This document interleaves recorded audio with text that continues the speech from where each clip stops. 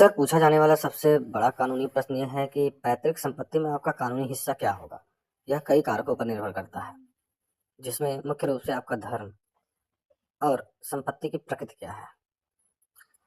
भारत में यह मुख्य रूप से हिंदू उत्तराधिकार अधिनियम 1956 के तहत शासित होता है, जिसमें 2005 में कुछ महत्वपूर्ण संशोधन भी किए गए। आइए जानते हैं हिंदू उत्तराधिकार अधिनियम 1956 के बारे में। व्यक्ति का पैतृक संपत्ति में जन्मसिद्ध अधिकार होता है। इसके लिए क्या क्या ऑब्जेक्टिव हैं उसके बारे में जानते हैं। सबसे पहला सवाल यह है कि पैतृक संपत्ति होती क्या है। इसके बारे में जानते हैं। पैतृक संपत्ति वह संपत्ति है जो 4 पीढ़ियों तक अविभाजित रही हो, ठीक है। और इसमें हिंदू उत्तराधिकार अधिनियम 1956 के तहत जन्म से ही आपका अधिकार होता है।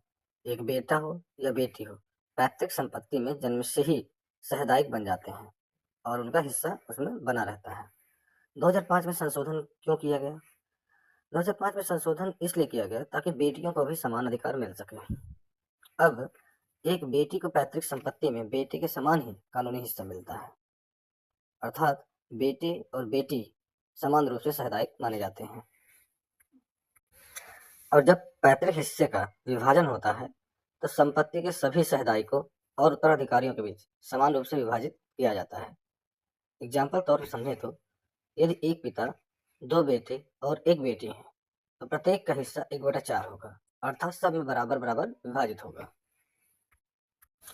यदि विभाजन से पहले किसी भी सहदायिक की मृत्यु हो जाती है तो उसके कानूनी वारिसों को ही उसका हिस्सा मिलेगा।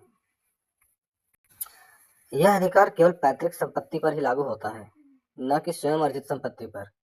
स्वयं अर्जित संपत्ति क्या होती है, इसके बारे में अगर बताऊं तो वह संपत्ति होती है जो किसी व्यक्ति ने स्वयं अर्जित की हो, तो वह उसे अपनी इच्छा के अनुसार किसी को भी दे सकता है। वारिसों का उस पर जन्मसिद्ध अधिकार नहीं होता है। और ध्यान देने योग्य बात यह है कि जब एक बार पैतृक संपत्ति का कानूनी विभाजन हो जाता है तो वह विभाजित हिस्सा आपकी स्वयं अर्जित संपत्ति बन जाती है। अन्य धर्मों की बात करें तो जैसे मुस्लिम है, मुस्लिम कानून में पैतृक और स्वार्जित संपत्ति के बीच कोई अंतर नहीं होता है। इसमें उत्तराधिकार जो है व्यक्ति की मृत्यु के बाद लागू होता है। जैसे कि हिंदू उत्तराधिकार अधिनियम में जन्म से ही यह अधिकार प्राप्त था, वहीं मुस्लिम कानून में व्यक्ति की मृत्यु के बाद लागू होता है। और शरिया कानून और संबंधित जो स्कूल है उसके नियमों द्वारा यह नियंत्रित होता रहता है। ईसाइयत में क्या है, ईसाई और पारसी दोनों लोग जो है इन पर भारतीय उत्तराधिकार अधिनियम 1925 के प्रावधान लागू होते हैं। यदि आप हिंदू, जैन, बौद्ध और सिख हैं तो पैतृक संपत्ति में आपका हिस्सा बेटे के समान ही है, बशर्ते वह संपत्ति 4 पीढ़ियों तक अविभाजित रही हो। और क्या आप जानना चाहते हैं कि आप अपनी पैतृक संपत्ति पर अपने हिस्से का दावा कैसे कर सकते हैं, तो हमारे नेक्स्ट वीडियो के लिए इंतजार कीजिए।